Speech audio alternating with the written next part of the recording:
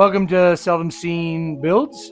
Gambler 500 is coming up, and I got a couple vehicles. I got my daily that I would usually bring. It's a 96 4Runner. Then I have a 97 4Runner that we cut the top off called Bimini. Might show you that in a later video. But I got a box truck that was my dad's work truck. It's an 89 G30 work van. It's just like a cab over work truck that they made in the 80s and 90s. And it's been sitting because I think the fuel pump went out on it. Could be electrical, could be something. It just died. And it's been sitting for 2 years. I think it's time to do something positive with it.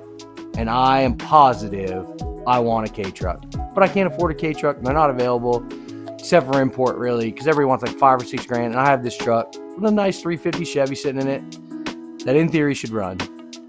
And I think we can make an American-made K-Truck. And I think we can do it in the next 5 weeks to make it to the Gambler 500. The transmission is definitely slipping. That's the reason why it hasn't been driven much. But I think if I put 500 bucks into it, more like $1,000 into it, we'll have a K-Truck. And I think I'll have more miles per mile. So follow along. Let's see if we can do it.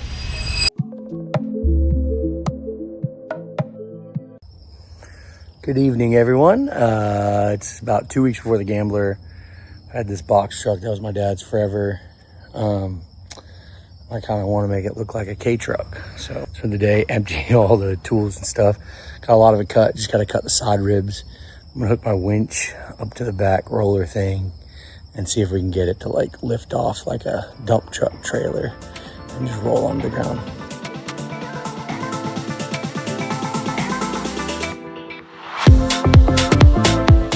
Step one complete. Now to make sure it runs. Maybe should have done that first, but here we go. Let's see what it takes. So we got the back cut off of the Special K, the K-Truck, my dad's old work truck. Now we got to try to get it started. It just died all of a sudden. We got a new battery in it, newish. O'Reilly's, shout out to O'Reilly's. So let's see if it'll crank. I have a feeling it's a fuel pump.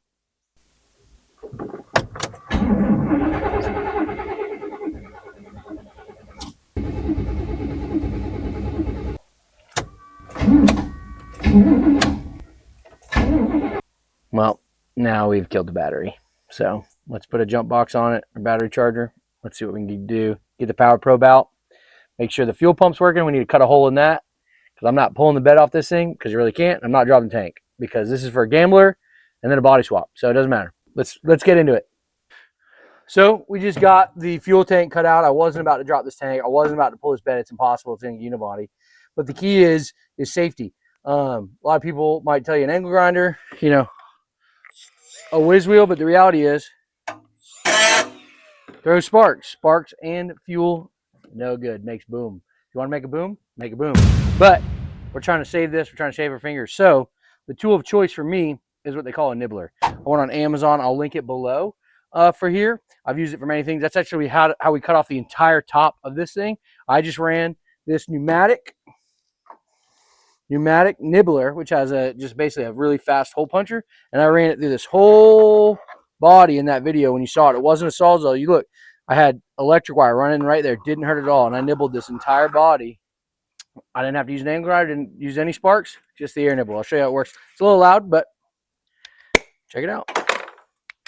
They come, yeah.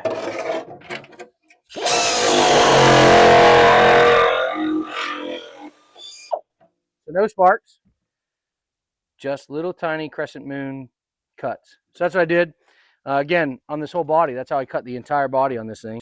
So be smart when doing a fuel pump. We're going to open it up now and see what it looks like on the inside. I have a feeling the pickup tube is bad.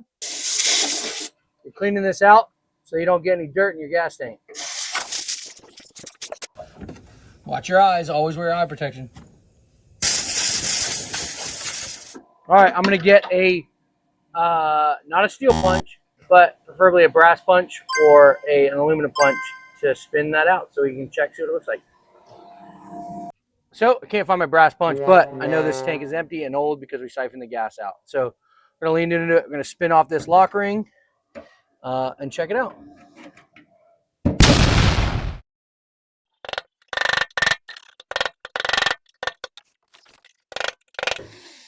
Well, I'm going to mess with this for a little while, see if we can get it open.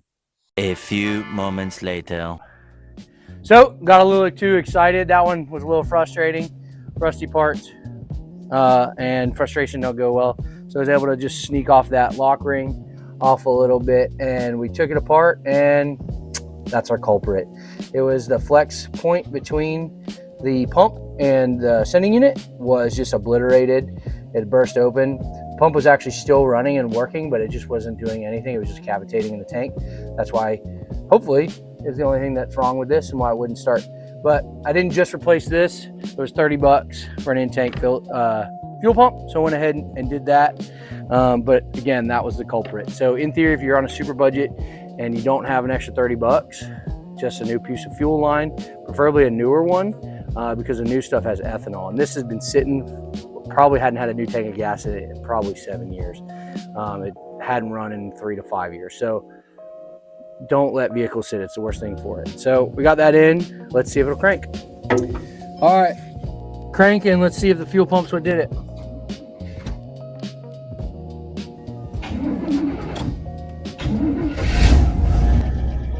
That did it. Welcome to RPM City.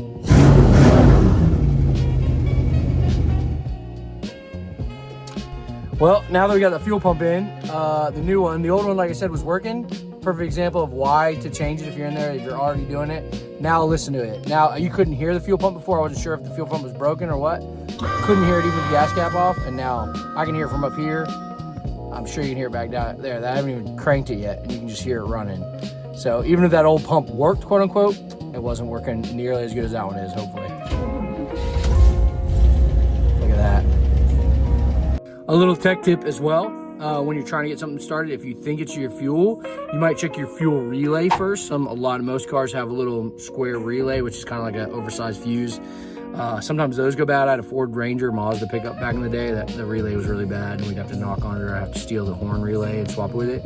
And that's the way you test it. You can take, most time, the horn relay you also have up there in the engine bay normally.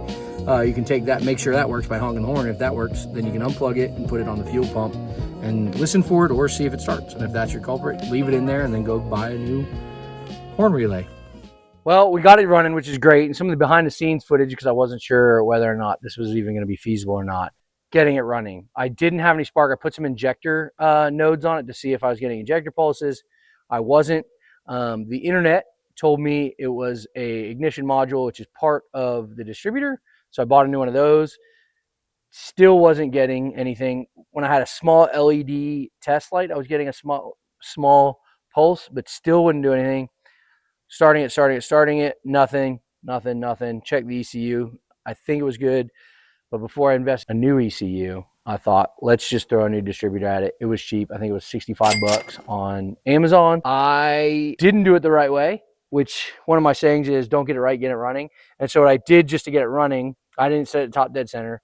I didn't do any of those things you're supposed to do and you should do. If you don't have any idea what you're doing, go ahead and set it top dead center. I just had it where it was. I took the distributor cap off, looked exactly where the rotor was pointing, and took a screwdriver, lined it up, and put a mark on the engine intake to say where the distributor cap was pointing, because the distributor cap only goes on one way. But when you pull a distributor out, it has a rotation to it. If you are one tooth off, it won't run. It might run a little bit, but it won't run bad. That's what happened on Mercury. Actually, put a new distributor on it, but it ran like terrible, and I thought it was a different problem. Turns out I just had a tooth off after adjusting everything. So on this, what I did was lined up that screwdriver, made a mark with a Sharpie on the intake manifold, pulled the distributor out, put the new distributor in. Took me 2 stabs to get the rotation just right for the rotors to line up with where it was previously. Locked it down, put the cap back on it, started right up. So she's running. Let's check the coolant.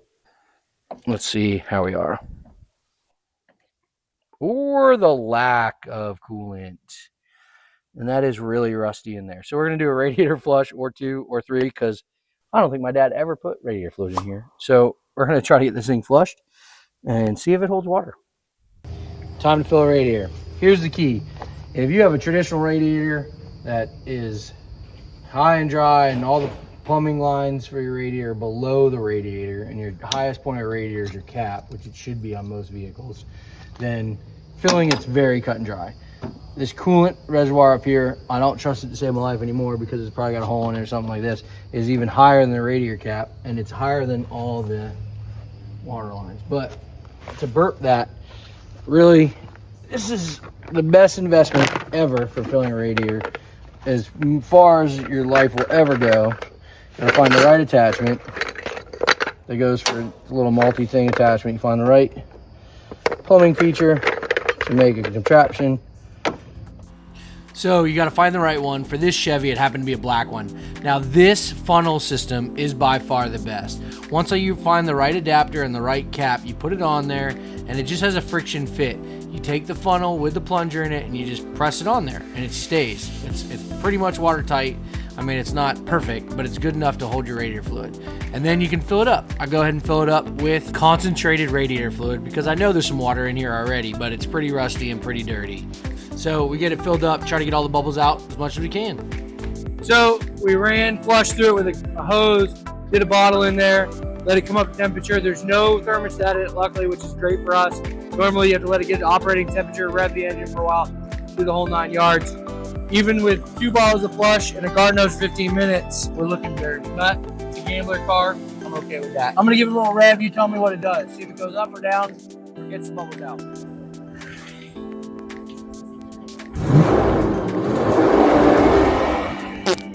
Oh no!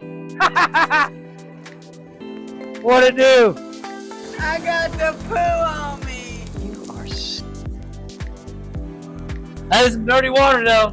Let's see if it's oily. There's no oil sheen on it though, which is good. It means we don't have a blown head gasket leaking oil into there. It's just rust. Rusty rust. Alright, well it's full. I'm gonna let it run for a while, see what happens. There's a cool thing about this, wait, watch. You don't make a mess everywhere. Take your plug, put it in there, lift it up, no spills, and since this is mostly rusty water, we're just gonna dump it out, feed the plants. They need some iron too. Take this off, put the radiator cap back on. It's full, but it's a rusty, oily, not oily, just rusty. All right, well, I'm just looking at the transmission to see best way to take it out. The reason we got to pull this transmission is it doesn't work. It slips. You let it warm up for 45 minutes and barely get to move. And the reason we're actually spending $800 to get a new Tranny, I mean, this, again, we kind of mentioned we need it for another project. Maybe for a body swap, maybe for a drag racer. You let me know in the comments what you'd rather see this truck do. Well, if you ever fought a Tranny, because, oh my God, this was a fight. It was my own fault because I should have borrowed a transmission jack from my neighbor, shout out to Rick, but I acted like I was working on the ground. I lowered it down, set it onto the spare tire, and then took all the bolts out and let it back up. I did it the hard way, but I got it done. Now it's hanging from a ratchet strap, and I cut the exhaust off to get it out to make life easier. And now that there's no exhaust, all I want to hear is the rev limiter.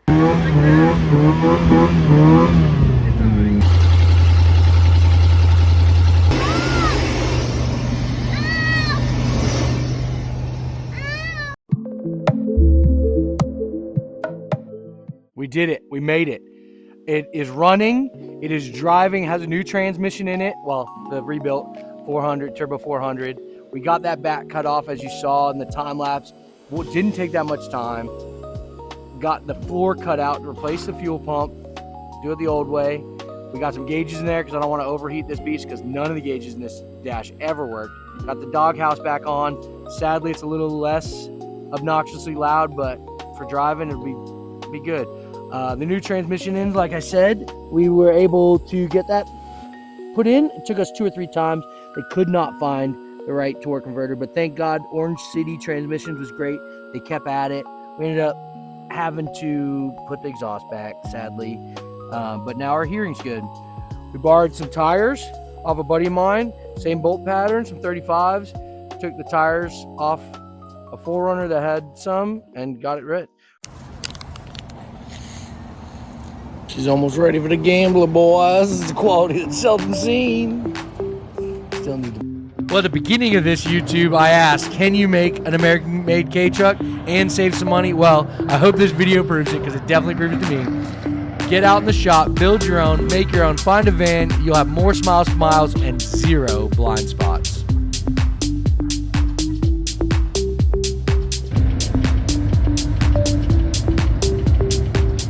As you can tell with our test trip, she was ready for the Gambler.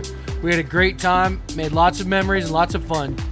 Check out our other videos for more footage from the Gambler 2026.